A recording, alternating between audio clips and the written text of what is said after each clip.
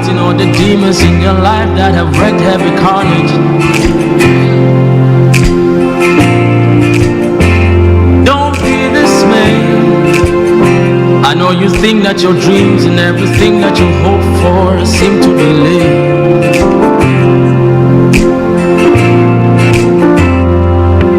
Yeah, looks like your problems don't seem to go nowhere. Just take a deep breath.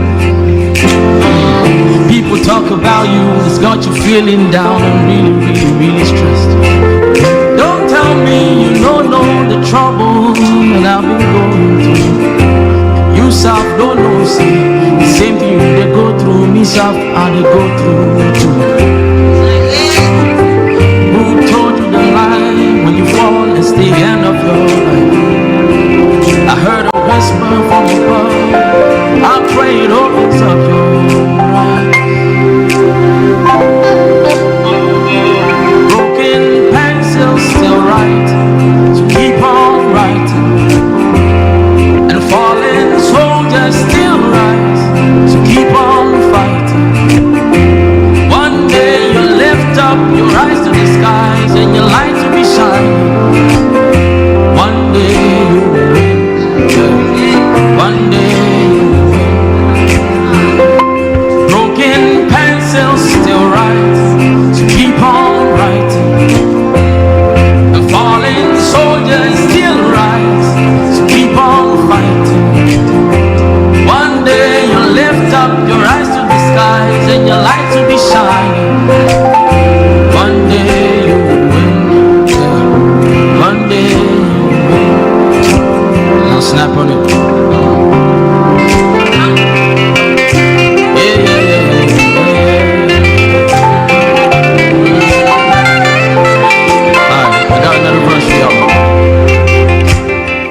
News around this life is not fair.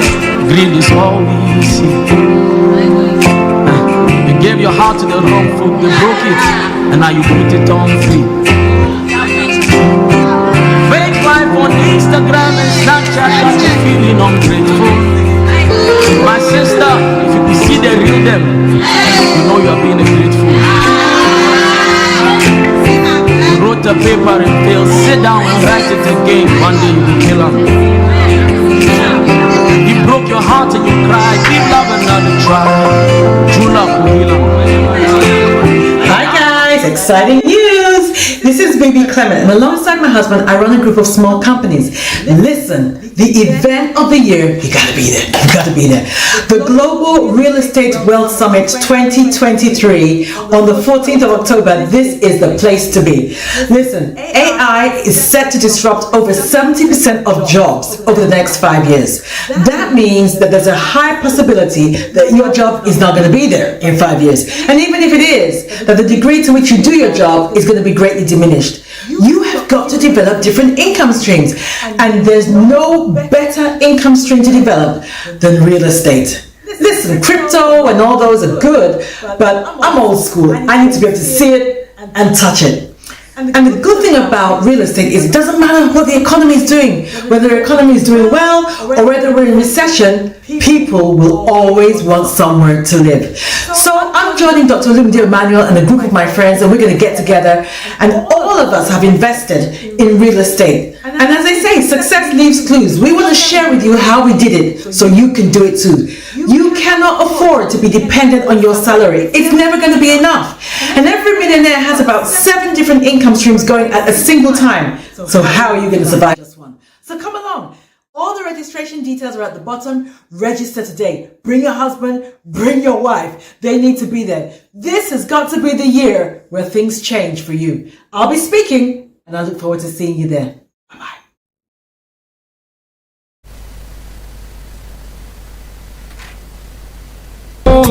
Hi everyone, it's your girl Bebe Clement, the author of How to Go From Employee to Entrepreneur and the host of your weekly business show, Bebe Means Business, the show where we discuss everything you ever wanted to know about business but you were afraid to ask. How do I start my business? How do I raise the finance? How do I grow my business? Where am I going to find my customers?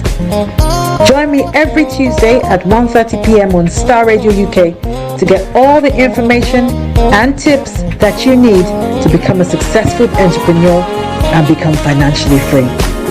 Remember, don't let life dictate to you. Rather, put your signature on life. Get ready for this. Hey, hi everyone. It's your girl, Bebe Clement. And Global Real Estate Wealth welcome Summit as always to the with BB Dr. Means Emmanuel Business will be Show. Now happening this is the live show where you in come and you want to October get in the city, information, United Kingdom. advice, It will be an event knowledge, like none and tips other. about One anything day, and 8 everything speakers, to do with business and entrepreneurship. 10 sessions. This show Date, exists to Saturday, serve you, 14th October to educate you regarding financial literacy, to improve your financial literacy, to ensure that you are able to create, protect, build, and leave enough wealth, not just for your children, but for your children's children, to create enough wealth that you can be a blessing to your generation. You can be a blessing, if you have of that inclination, if you're a Christian, to the kingdom and all the things that need to be done, because we need money. We need money in which to do it. So welcome again, and thank you very much for taking time out of what I know is your very busy schedule to join me today. But I know it's going to be worth your while. So let's buckle up and see what I've got for you today. Now, as you know, you've always heard me say this: leaders are readers. And I believe that this show exists for leaders in the marketplace, business leaders. It's not just for anybody who's just tipping their toe into business, or people who just, let me try it out and see how it goes. No, this show exists for people who have made a decision that they want to be wealth creators. They want to be involved in business. They have a call or they have a desire to make a difference in the marketplace. This is what this show is here for. Now, if your response to that call is yes, that's me, I know that I have an inclination or a leaning towards business or entrepreneurship, then you are a business leader. Your mindset is one of business leadership. And business leaders are readers. I want you to write that down because that's really important. Business leaders are readers. I read all the time. I have just finished reading The Psychology of Selling by Brian Tracy. If you haven't read that book, I'd encourage you to read it. And I've immediately followed that up. I'm now reading a book called We Don't Need Permission by Eric Collins. We Don't Need Permission by Eric Collins. I am always reading a book. There's never a time where I'm not reading a book. And that is why I gain all the knowledge that I do, and I'm able to charge the fees that I do to impart the knowledge that I have learned. But you know, it never ceases to amaze me. There is a fortune. There is minefields of gold in between the pages of books, and people don't read them. People don't harvest them. And they're always complaining that they don't have any money. And yet the keys to a lot of what we're looking for can be found in the pages of books. So I would strongly encourage you to get into the habit. If you're not in the habit, get into the habit of reading. Set yourself a goal. Perhaps it's one book a month. One book on entrepreneurship a month. If that's all you can handle, that's fine. If you can do more than that, then of course do. But I'm always reading one book or the other. So leaders are readers. And so I've read lots of books on business, but I gotta tell you this. The best book I have ever read on business and entrepreneurship is a book within a book. It's the book of Proverbs that is found in the Bible, the book of Proverbs. Listen, I can't even begin to tell you what the book of Proverbs has done to revolutionize my thinking, revolutionize my methodology in business. My whole approach to business has been totally turned on its head by reading the book of Proverbs. Now, listen, you don't have to be a Christian or to be of any kind of religious inclination to read the book of Proverbs, just like you don't have to be a Christian or you don't have to be in business to read a business book. But I'm telling you, if you are in business or you have any intention of going into business, you've got to get into the book of Proverbs. You've got to, because it is amazing. Also, I've discovered that a lot of these books that have been very successful in the business field and, you know, have sold millions, books like The Richest Man in Babylon, Think and Grow Rich, all those kind of books, a lot of the principles that are espoused in those books are found in the Bible, particularly the book of Proverbs. A lot of those principles. So why not just go to the source? Go to the source and get as much information as you can. So I thought I was going to dedicate maybe this week and next week, to going through the book of Proverbs with you. Now, if you want an expansion on some of the things I'm going to talk about today, you will find them in my book, Wealth Creation God's Way, because I actually dedicated a whole chapter to the book of Proverbs. I mean, it's that rich, it's that good. It deserves its own chapter. So, last week, was it last week? Yeah, I think it was last week. We were talking about how you can sabotage your own wealth, your own ability to create wealth, how you can self-sabotage, and the things that you need to do to avoid self-sabotage. And I touched briefly on some of the things in the book of Proverbs, which I want to very, very quickly go over, and then we'll get right into it. So we started with Proverbs 3:9. Proverbs 3:9, and we talked about honor the Lord thy God with thy substance and the first fruit. And the principle really that I wanted to espouse in that was the issue of the first fruit. First fruit. It's not about the amounts. A lot of us get hooked up on the amounts. Oh, if I have to pay tithe. Tithe is for those of you who don't know, tithe is paying 1/10 of your income to a church or a charitable organization or something like that. So, but it's 1/10. That's how it's done. And a lot of us get hooked up on the amount. It's not the amount. That's why it says the first fruit. It is the priority that we place on God. The priority that we place on God. And you know, it's like the practical example of if you have a spouse, and imagine if your spouse woke up in the morning and before they said good morning honey or good morning darling, whatever it is that they say to you, they started scrolling through their phone, ignored you and started scrolling through their phone, and only when they had, you know, visited all the social media did they put their phone down and then turn to you and say good morning. How would that make you feel? It makes you feel that you're not number one in their life. It makes you feel that you're not a priority. It makes you feel that everybody and everything else on that phone is more important than you. I think that's the same kind of thinking. That's, you know, that when God says, let it be the first fruit that you give me. I think that's the same kind of thinking. It's not that you're not giving. It is that you place a priority on Him. Now, can I say that when it comes to giving a tithe or something, you don't have to be a Christian. I mentioned last week about I went to a business seminar many years ago, and the woman who was leading the seminar was clearly not a Christian at all, but she understood the principle of tithing, and she taught it to all these entrepreneurs, very successful entrepreneurs. She taught that principle to all of them. So you don't have to be a Christian to tithe. I tithe to my church. You don't have to do that. You, like I said, you can tithe to a charitable organization. You can tithe to you know, to support a particular group of people, whatever it is that you want to do. But the important thing is that you prioritize giving. You prioritize giving to other people. Then we looked at Proverbs 6:6, and we looked at the ant. Oh, wow, what an eye-opener that was. And Proverbs 6:6 says, go to the ant, thou sluggard. And I spoke a little bit about the sluggard being an interesting word. That it doesn't just refer to somebody who is lazy, although it does, but it also talks about somebody who moves very slowly. Somebody who doesn't take advantage of opportunities as they come, because most entrepreneurs know or should know that a lot of opportunities are time sensitive. They're time sensitive, i.e. they will not be there forever. And a lot of successful investors make money in areas, particularly in new technology, that are shrouded in mystery and no one really knows how they work. So before everybody else knows how they work, they have gone in there, made their money, and exited the market before everybody else wakes up and thinks about, okay, so what happened there? So one such example was, of course, the internet. But right now, as we speak, one good example is AI. And you take this as you know, as a kick up the butt. You need to get into AI. I don't know how you're going to do it, whatever that means for you, but you need to get into AI. If it's buying shares, which is something I'm doing, buy shares in the AI space, AI companies, or companies that are investing in AI.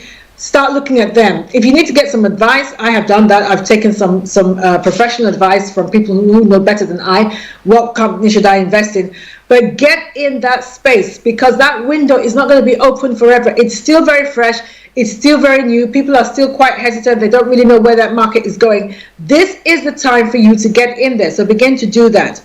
And then narrow it down to your industry. Because I'm telling you, some people are making some crazy money from AI, even as we speak.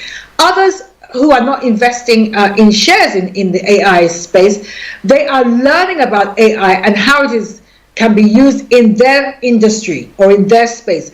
And they are offering seminars and webinars for other people to come and learn how AI is going to revolutionize their particular industry.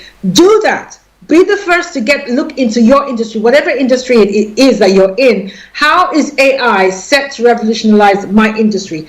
And see if you can, whatever you can learn, and begin to offer courses. They don't have to be expensive. Offer courses, make them affordable. People will begin to buy because people are waking up to the fact and the understanding that this thing is not going away. It is here to stay. And things are never going to be the same after AI. Never going to be the same. So the sooner you get to grips with that industry, the better. Okay, I'm going to get off that one now.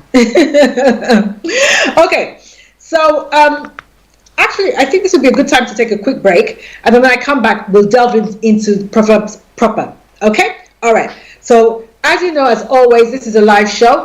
And you have the opportunity to get in touch and to, ask some questions or to leave a comment or whatever, depending on how you are connecting with us. And there are loads of ways in which you can connect with us.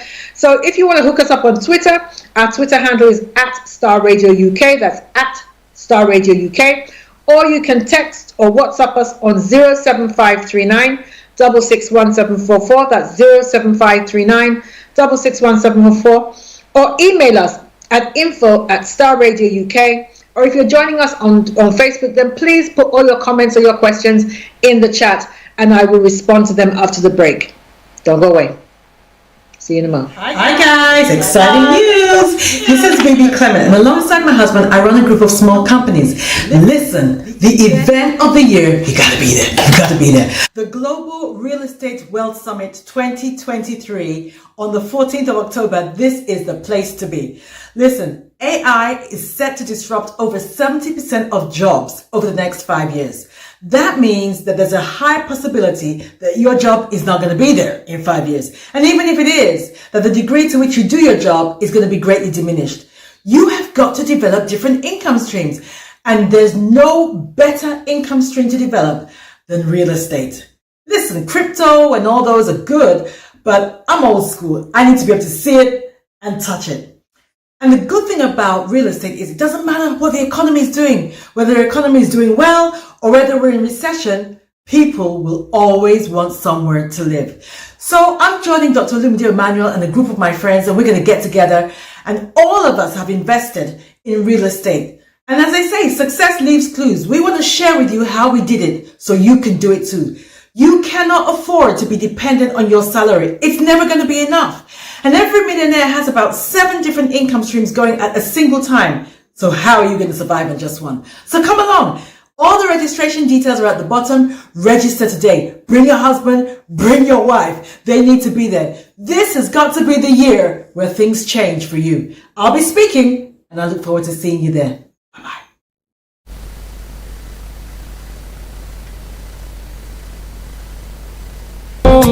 Hi everyone, it's your girl Bebe Clement, the author of How to Go from Employee to Entrepreneur and the host of your weekly business show, Bebe Means Business, the show where we discuss everything you ever wanted to know about business but you were afraid to ask. How do I start my business? How do I raise the finance? How do I grow my business? Where am I going to find my customers? Join me every Tuesday at 1:30 p.m. on Star Radio UK to get all the information and tips that you need to become a successful entrepreneur and become financially free. Remember, don't let life dictate to you. Rather, put your signature on life. Get ready for this. Hi guys, and welcome back. You are tuned into the Bebe Means Business Show, and as always, I'm your host, Bebe Clement, and it is my pleasure, always my pleasure, to have you on the show today.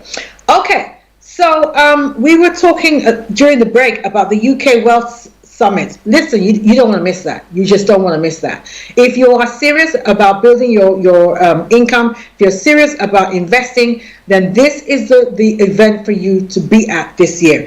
It is on the 14th of October in London. All the details are on Eventbrite. Just go to Eventbrite and put in the UK Wealth Summit, and all the registration details will come up on there. But listen, you don't want to miss that. Dr. Olumide Manuel will be on it. I will be speaking. A host of other people will be speaking. You get some legal advice, whatever it is that you need to get into the property investment space. And listen, you don't need 300,000, 400,000 pounds to do it. We are going to show you how to do some JVs. The JV queen, Bimbala Osage, is going to be there. She is doing wonderful things in that space and helping people become financially free by showing us how to pool our money together so that it's not such a financial burden on you, not such a financial burden on me. We can mitigate and spread the risk. Listen, there's enough wealth to go around for all of us. Let us show you how to do it. So make sure that you come along to that. I also like to thank everybody that tuned into the Money Mob podcast last week, where I had the honor of being a guest. I want to thank Paul Mohammed and everybody at the Money Mob podcast for having me on the show. That was brilliant. Thank you so much. And if you missed that, then please go to YouTube and just look for the Money Mob podcast, the Money Mob podcast, and you will see that it was really good. I really had a great time, and it was very informative. There were some really good areas explored, particularly about doing business in Africa, for those of you who are planning to do that, and some of the hurdles that you might want to get over in order to do so successfully. So yes, by all means, please have a look at that on YouTube.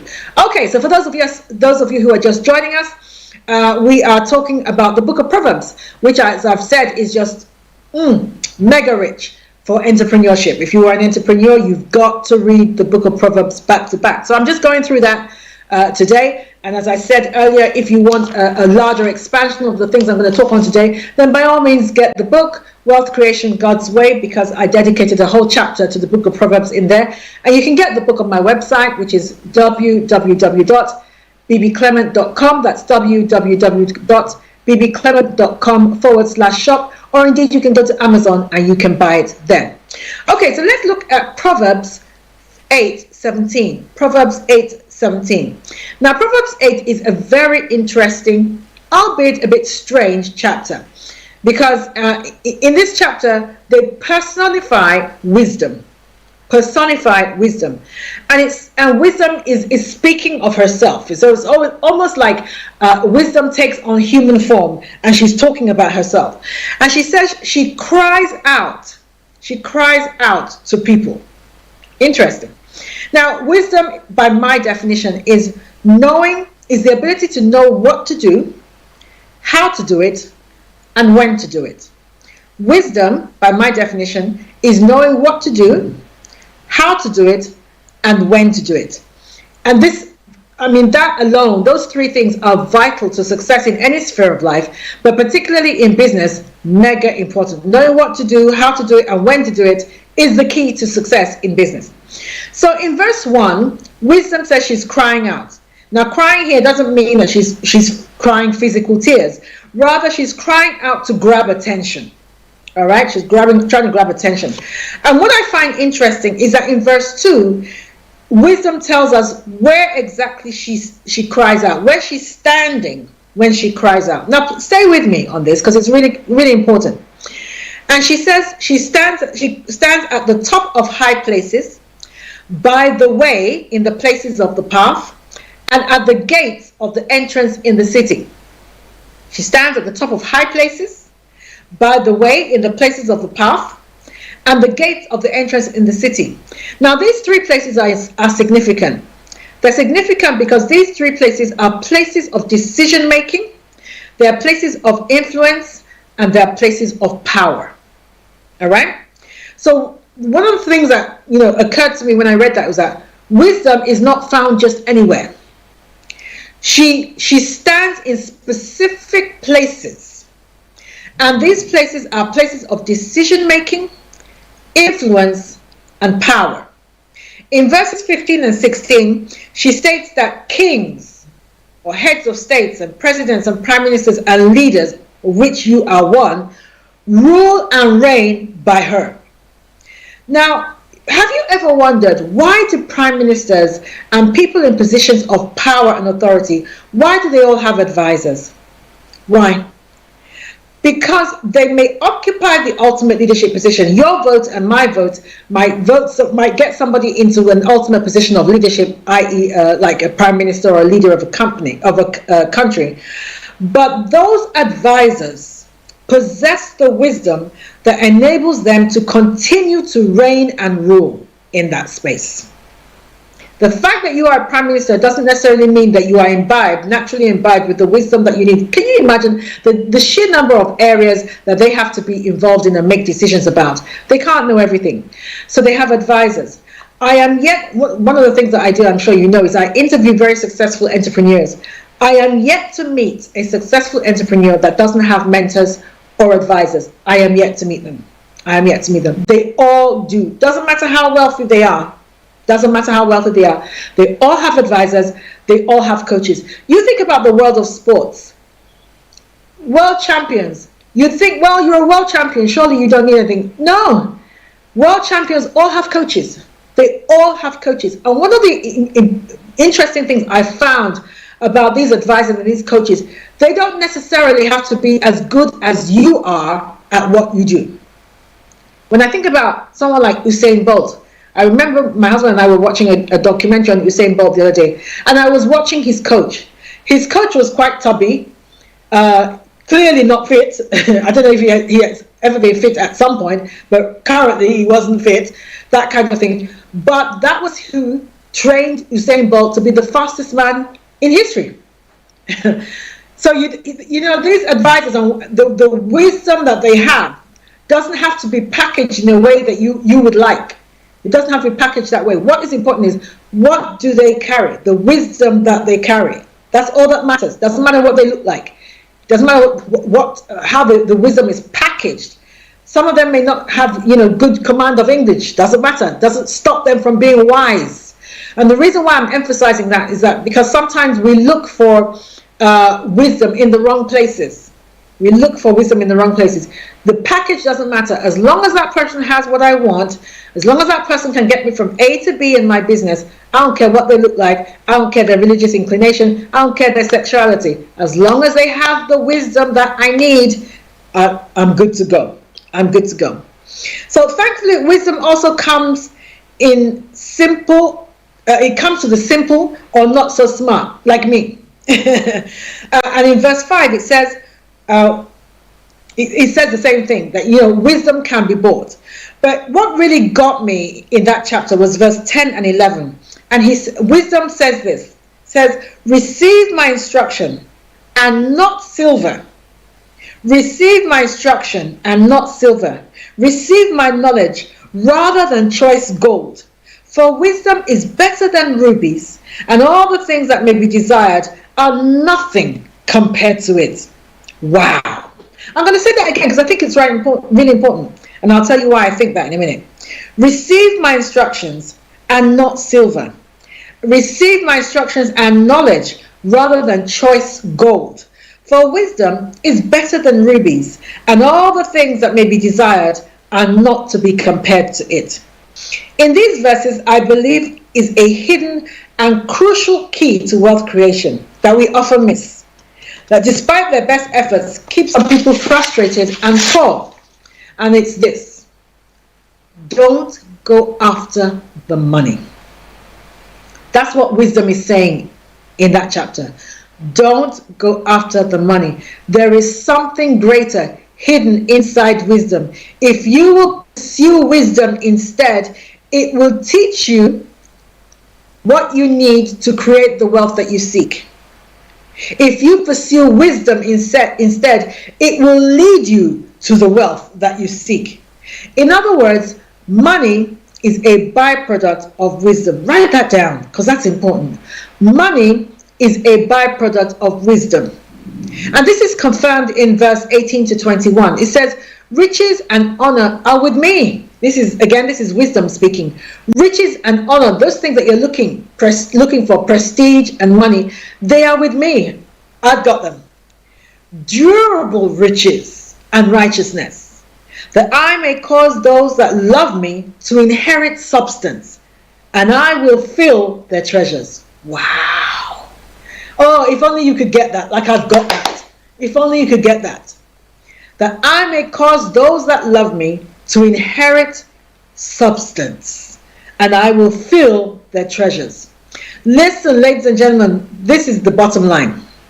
Wherever you will find money, wherever you find wisdom, you will find money and durable wealth. I'm so glad they put that word there. Durable wealth, sustainable wealth, which is what this show, the BB Means Business show, is all about. I'm not interested in the flash in the pan kind of money, the lottery winning kind of money. I'm not interested in that. I'm interested in durable, sustainable wealth that you can leave as a legacy, that your grandchildren will look at your picture on the wall and say, thank God for grandmother. I didn't have to suffer because she did the work. That kind of wealth. That's what I'm hoping that you will get from watching this program. And wisdom is saying that that's the kind of wealth that I will give to you. I will lead you to, if you will seek me rather than seek the money. So, as those of you who are regular listeners to this show, I often say this: don't go after the money. Don't go after the money. Seek to serve your fellow man with your business, but also seek wisdom. Seek wisdom. You know, it never ceases to amaze me. Whenever I do webinars or seminars or conferences or whatever that, at the end of the day, all I'm doing is dispensing the wisdom that I have acquired. And people are paying crazy money for it.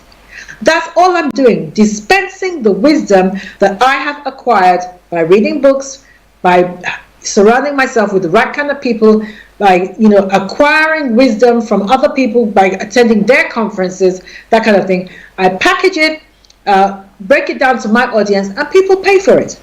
That's all I'm doing, dispensing wisdom. And whenever you find wisdom, you'll find money and durable wealth. So, you might be saying, well, that might be okay for you, but I'm not very wise. Neither am I, ladies and gentlemen, neither am I. But wisdom can be bought, and it can be acquired by others. Let me show you some of the ways in which you can get wisdom. 1, surround yourself with wise entrepreneurs.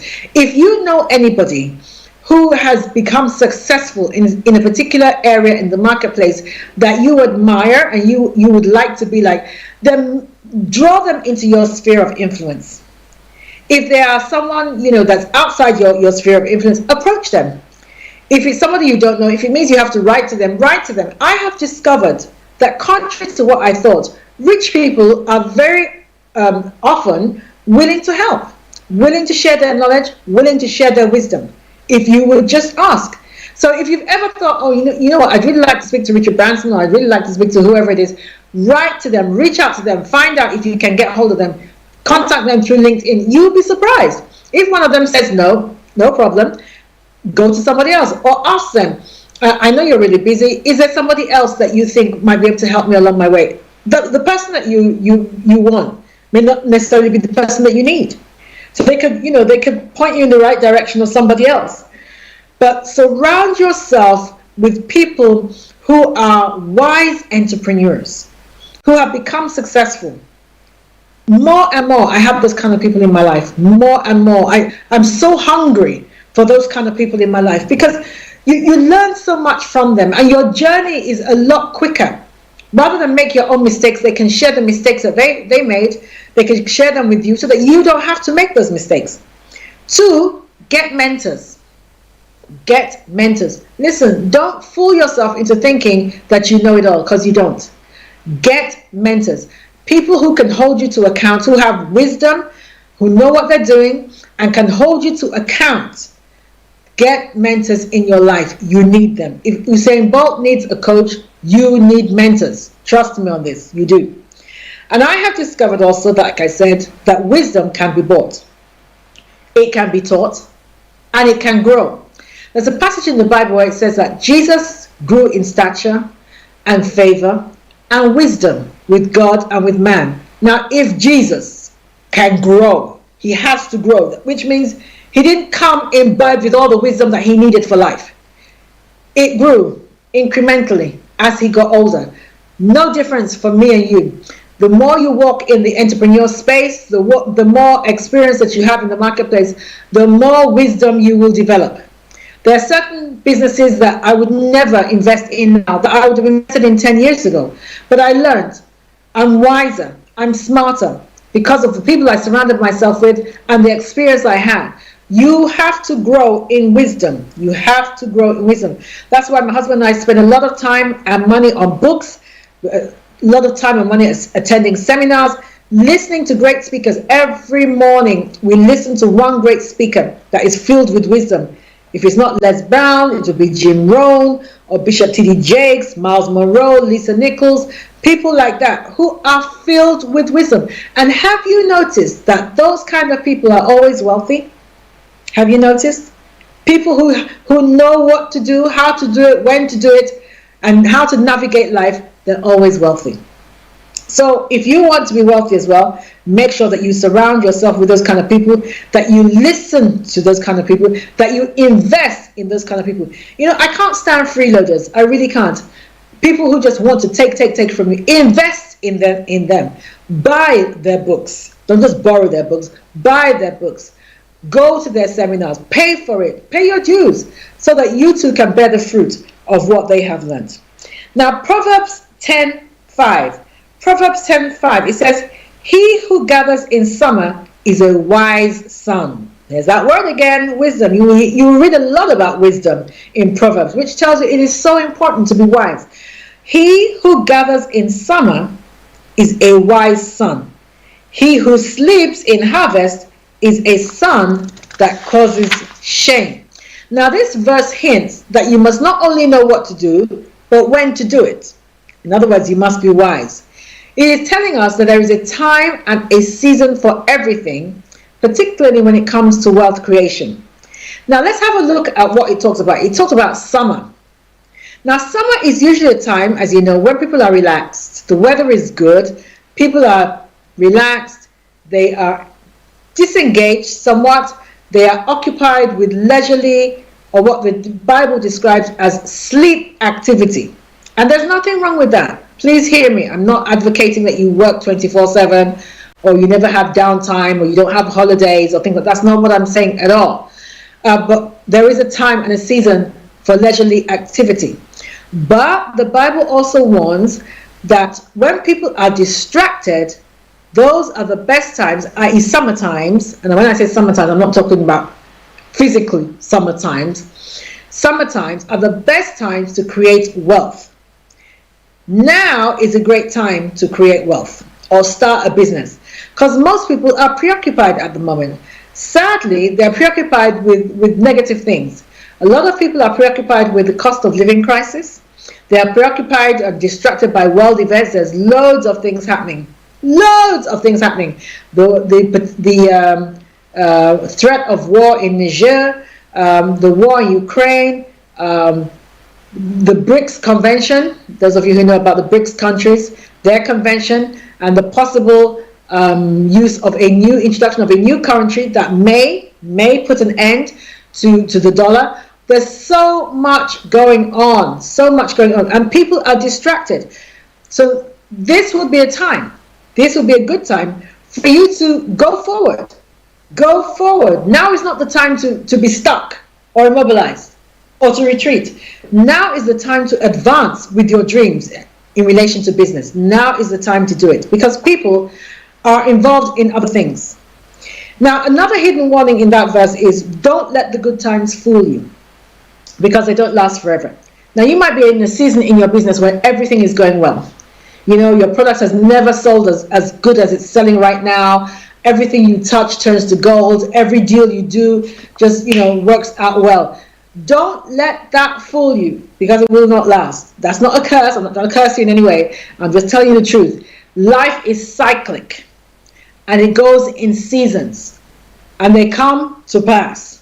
So if you're having a great season now, thank God for that. I'm really happy for you that you're having a great season. But don't get fooled, because summer will pass and autumn will come, and it will be very quickly followed by winter. So even though you may be in summer in your business, keep your eye on winter, because winter is going to come. So you need to be thinking, everything is great right now, but if something were to happen, if the season were to change, what have I got in place? What have I got in place by way of preparation for a winter season? What have I got in place? You need to start thinking about that. Whatever season you are in, always anticipate the next one. Don't get faked out by whatever season you are in. All right? Okay. We see that same wisdom applied from the dream that Joseph interpreted for Pharaoh. You remember that story where everything was going well in Egypt? Joseph was in prison, and then the Pharaoh, who was the king, had this dream, and the interpretation of that dream was that there were going to be 7 years of plenty, followed by 7 years of famine. And what he needed to do, what Egypt needed to do to prepare for that famine. So we see that same concept, that same thinking there. And it was Joseph's ability to know what to do. Again, there's that wisdom to know what to do and when to do it. Because he could have waited until the famine arrived and then reacted, which is what a lot of us do in business. We wait until things go wrong and then we react, rather than anticipate the possibility of seasons changing and preparing, which is what Joseph did. He anticipated that this season, this 7 years is not going to last forever. So what can we do to get ready for the lean season? You need to be doing that in your personal life as well. Not just in relation to your business, but in relation to your personal finances. What can I do to prepare if things go belly up? If the UK or whatever country that you are in goes into recession, if it goes into recession, what do I need to do to prepare? How can I protect my family? How can I fortify my family from a bad season? You need to start thinking like that. I remember there was a time during the early 2000s when, prosperity was definitely in the air. Many of us had, myself and a lot of my contemporaries had considerable disposable income. A lot of them splurged out. I remember a guy I know who bought a car, £60,000 cash. And then, sadly, because he didn't anticipate the seasons changing, a few years later that car was replaced by a £300 car because the seasons had changed, the money had gone, and all that, and so he had to replace it. He had to sell that car and replace it with a £300 car. But the point I'm trying to make is that during that time, a lot of people I know sadly did not anticipate what we've just discussed, that summer will pass. And so they were splurging out on things that they didn't really need, designer clothing, expensive cars and stuff like that, houses that they couldn't really afford the mortgage and stuff like that. And even though it looked like the good times were here to stay, something inside me warned me that actually they were not. And so I began to prepare for the lean times. So when 2008 came along and recession hit and the property market collapsed and shares went belly up and everything like that, to an extent we didn't, as a family, we didn't really feel it as much as we would have felt it had we not put what I call the Joseph principle in place. So it's important that you do that. Very, very important that you do that. All right, we're going to take a very quick break again because I need to get some water.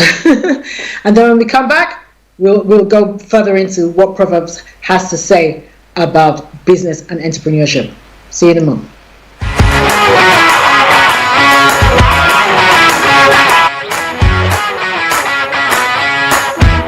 The Global Real Estate Wealth Summit with Dr. Olumide Emmanuel will be happening live in October in a city of the United Kingdom. It will be an event like none other.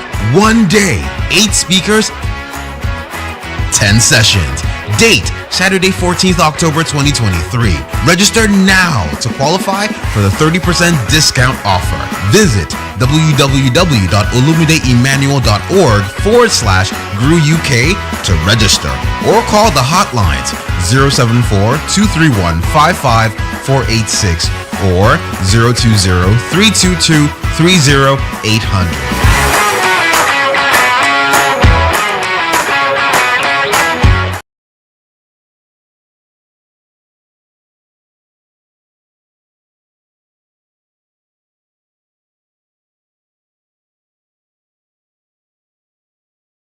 Business show, BB Means Business, the show where we discuss everything you ever wanted to know about business but you were afraid to ask.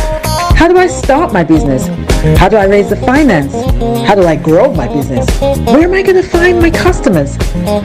Join me every Tuesday at 1:30 p.m. on Star Radio UK to get all the information and tips that you need to become a successful entrepreneur and become financially free.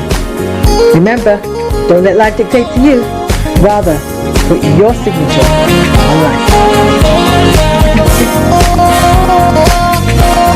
Get ready for this. Welcome back, ladies and gentlemen. Thank you so much again for joining the BB Means Business Show, and I'm your host, Bebe Clement. And today we are looking through the book of Proverbs, which is just so rich, extremely rich in tips and advice in relation to wealth creation and money matters. All right, so let's look at Proverbs 10:22. Proverbs 10:22,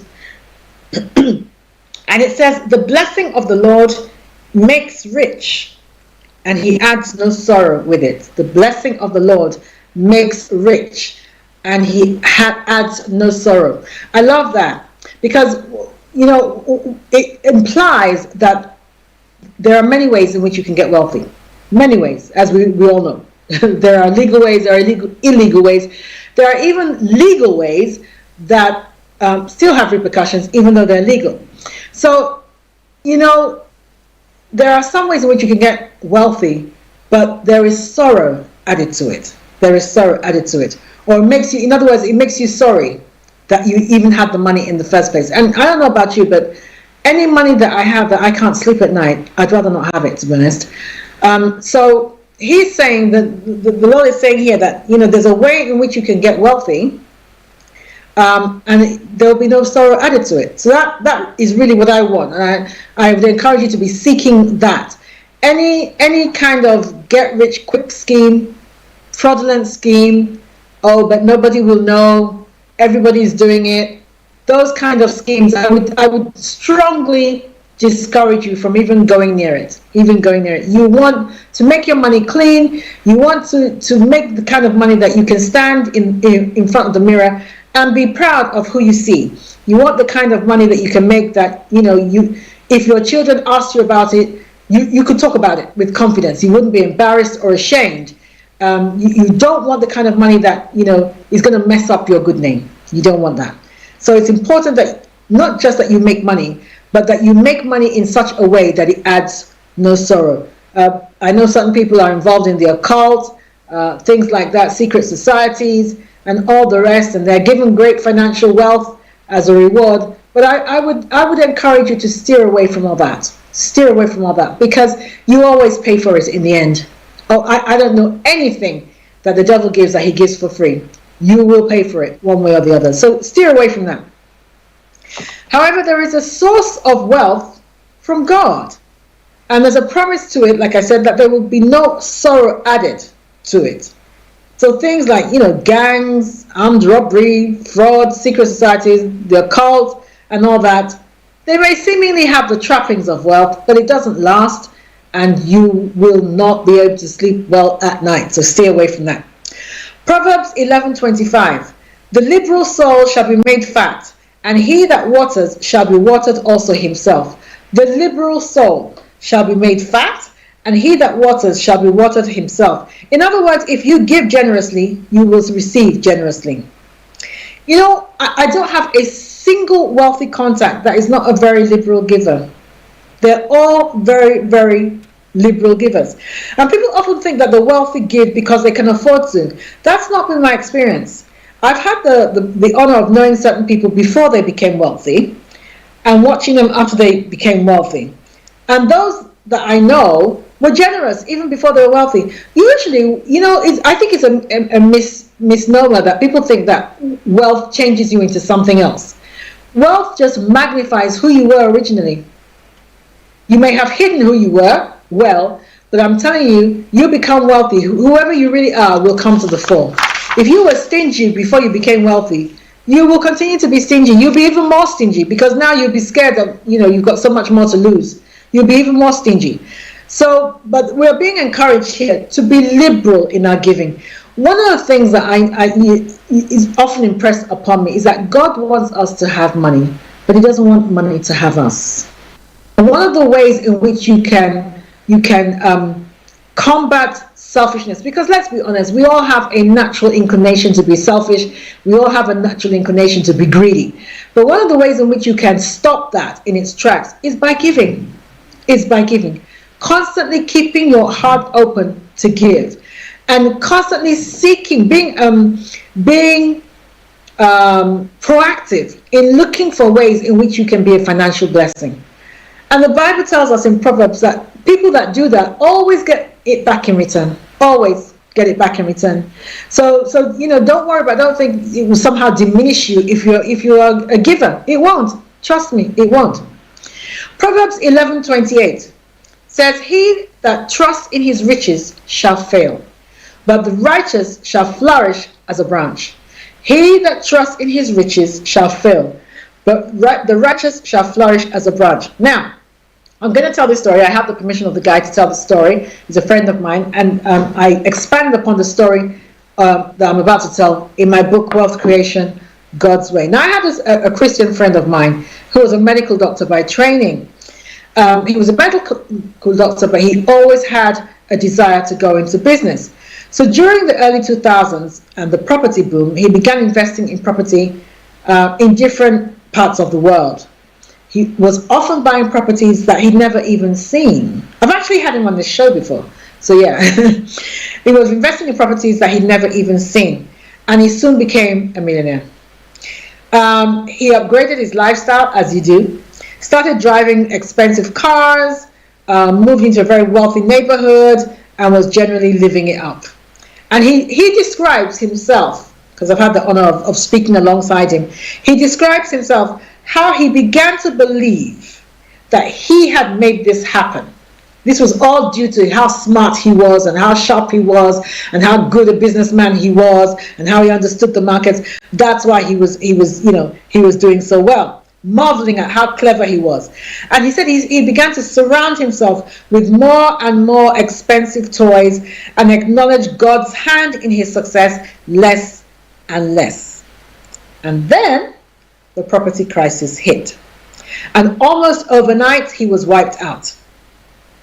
All it took was a couple of his tenanted properties became empty, and that created a domino effect. So those of you who are involved in property, please hear me. This is a word of warning for you. So only 2 of his properties were empty. Tenants were not in it. But then whether they're empty or they're full, the mortgage is due. And so it created a domino effect on the rest of his portfolio, and consequently, he couldn't cover the mortgage payments.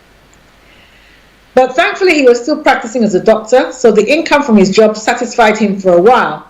But as the banks began repossessing his properties, and he was up to his eyeballs in debt, even that was not enough.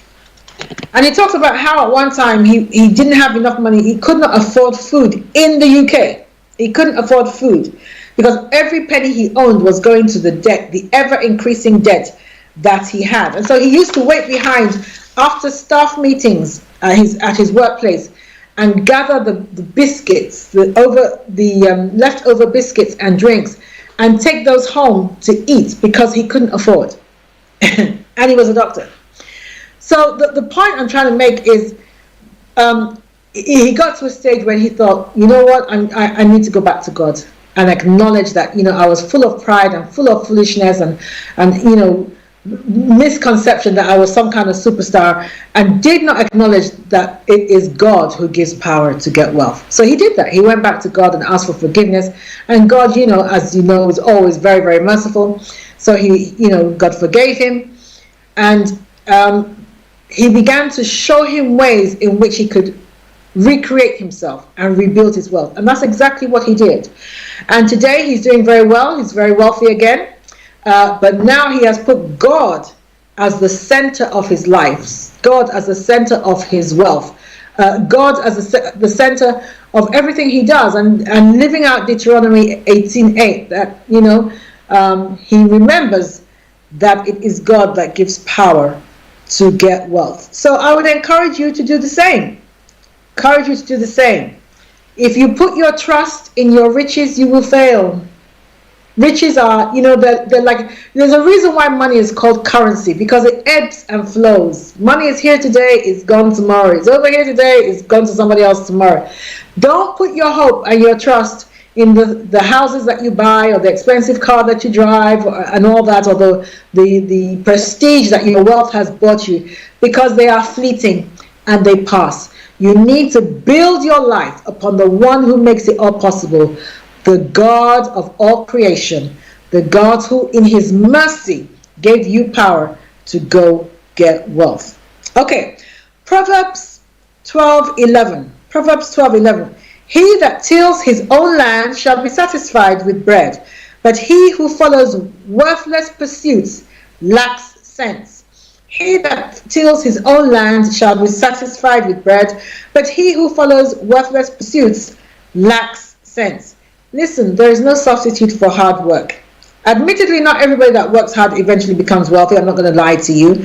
But there's a greater certainty of you eventually becoming wealthy if you are a hard worker, rather than those who chase fantasies of becoming wealthy.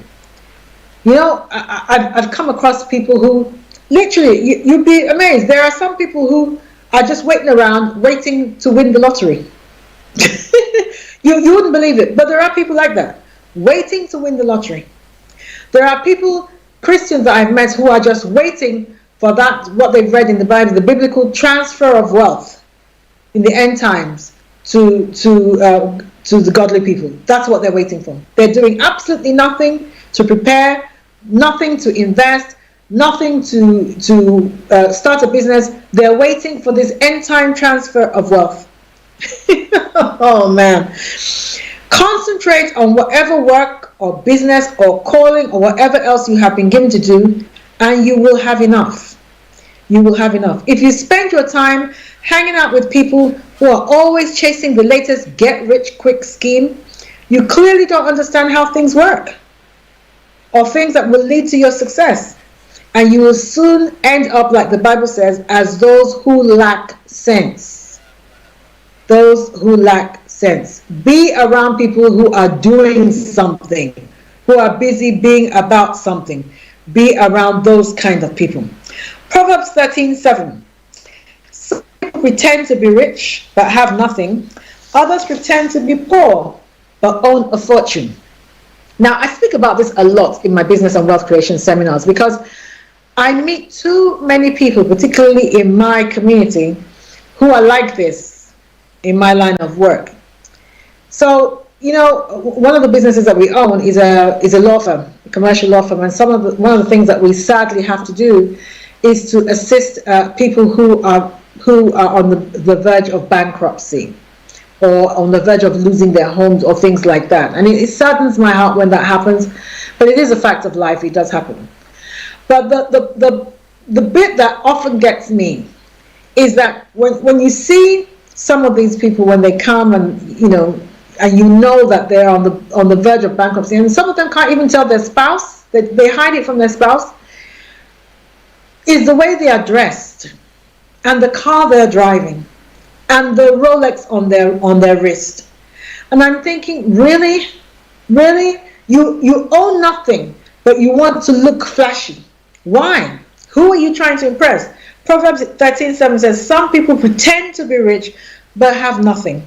Others pretend to be poor but own a fortune. I don't know if you remember Steve Jobs. Whenever I used to think about Steve Jobs, I used to think, man, that man was always in a black t-shirt and jeans, had nothing to prove to anybody, but was undoubtedly one of the richest men in the world. But he had nothing to prove. You just look around. Richard Branson, Jeff Bezos, people who really have something. You just don't see them flashing money around. You don't see it. Look at what's his name, the one who's Warren Buffett. Look at Warren Buffett. Warren Buffett still lives in the same house that he bought in 1954. He still lives in that house. One of the richest men on the face of the earth still lives in the same house that he bought in 1954. And yet we have people in our community who will buy a car that they can't afford. They will buy it on HP, not that they can buy it outright. They'll buy it on HP, so they are always indebted to the car people. Then they will park it in front of a council flat, a council flat that they don't own, and oftentimes they owe rent on that council flat. They will park it there. They're always dripping in designer wear. They look the part. They look wealthy, but they are not. They own nothing. They own nothing. They don't have life insurance. They don't have a will. They don't have anything. They're not thinking about what are my children going to eat. If something happens to me today, how would my children or my spouse survive? They're not thinking like that. All they're thinking about is how can I impress my friends at the next party. Don't look wealthy. Be wealthy. Don't look wealthy. Be wealthy. Ladies and gentlemen, on that sober note, I think I'm going to end the show. I want to thank you once again for taking the time out to share with me today. I hope it's been worth your while. And I hope that you're inspired to go and read Book of Proverbs for yourself, because it will be time well spent. Believe me, it will definitely be time well spent. Again, don't forget the Real Estate Wealth Summit on the 18th of October. Make sure you register for that. Just go to Eventbrite and register for that. And I will be here again next week, same time, same place, ready and waiting for you to impart some more advice, information, tips, and knowledge about how you can create, grow, and protect your own wealth. Don't let life dictate to you. Rather, put your signature on life. Bye-bye. Hi guys, exciting news! This is Bebe Clement, and alongside my husband, I run a group of small companies. Listen, the event of the year, you gotta be there. You gotta be there. The Global Real Estate Wealth Summit 2023 on the 14th of October. This is the place to be. Listen, AI is set to disrupt over 70% of jobs over the next 5 years. That means that there's a high possibility that your job is not going to be there in 5 years. And even if it is, that the degree to which you do your job is going to be greatly diminished. You have got to develop different income streams. And there's no better income stream to develop than real estate. Listen, crypto and all those are good, but I'm old school. I need to be able to see it and touch it. And the good thing about real estate is it doesn't matter what the economy is doing, whether the economy is doing well or whether we're in recession, people will always want somewhere to live. So I'm joining Dr. Olumide Emmanuel and a group of my friends, and we're going to get together, and all of us have invested in real estate. And as I say, success leaves clues. We want to share with you how we did it so you can do it too. You cannot afford to be dependent on your salary. It's never going to be enough. And every millionaire has about 7 different income streams going at a single time. So how are you going to survive on just one? So come along. All the registration details are at the bottom. Register today. Bring your husband, bring your wife. They need to be there. This has got to be the year where things change for you. I'll be speaking, and I look forward to seeing you there. Bye-bye.